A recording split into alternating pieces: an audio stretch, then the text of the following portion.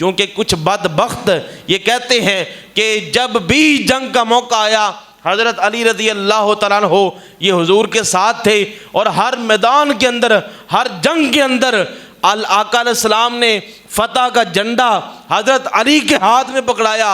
अल्लाह ने हज़रत अली के सदक़े से इस्लाम को फ़तह अता फरमाई। हमारा अकीदा नहीं है, हमारा ये ईमान नहीं है।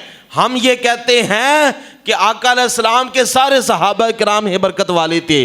कैसे? जब ग़ज़वा बवात आता है और झंडा हज़रत सैयदना साद बिन अबी वक़ास रज़ी अल्लाह तआला के हाथ के अंदर है, और ग़ज़वा अशीरा आता है, झंडा हज़रत सैयदना अमीर हमज़ा रज़ी अल्लाह तआला के हाथ के अंदर है। जब ग़ज़वा बदर उला आया, झंडा हज़रत अली रज़ी अल्लाह तआला के हाथ के अंदर है। जब ग़ज़वा बदर कुबरा आया तो झंडा हज़रत सैयदना अमीर हमज़ा रज़ी अल्लाह तआला के हाथ के अंदर है। फिर ग़ज़वा तबूक के मौके पर मेरे आका हज़रत अली तो मौजूद नहीं थे, झंडा हज़रत अबू बकर सिद्दीक़ के हाथ के अंदर है।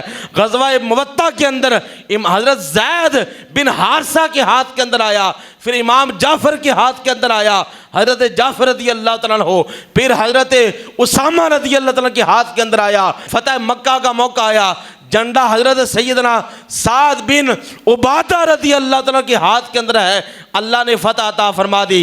पता चला कि बरकत सिर्फ हज़रत अली के हाथ के अंदर अल्लाह ने नहीं रखी हुई, बल्कि अल्लाह ने बरकत जो है अपने नबी के सारे यारों के हाथ के अंदर रखी हुई है। ये हमारा अकीदा है।